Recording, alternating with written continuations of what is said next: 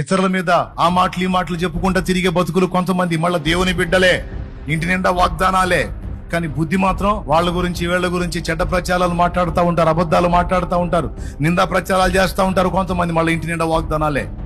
నువ్వు చూసినా కూడా ప్రచారం చేయటం వల్ల ఎవడికి లాభం? అవతలలో తేడా పడ్డారు అనుకో, దాన్ని నలుగురికి ప్రచారం చేయటం వల్ల ఎవడు దీవించబడతాడు? మంచిని ప్రచారం చేస్తే సమాజం దీవించబడిద్దా? చెడును ప్రచారం చేస్తే దీవించబడిద్దా? మరి లోకుల అడుగులు నీకెందుకు? వాళ్ళట్లా వీళ్ళెట్లా అని అపహాస్యాలు చేసుకుంటా అపహాసకురాల్లాగా అపహాసకుడిలాగా నువ్వెందుకుంటావు?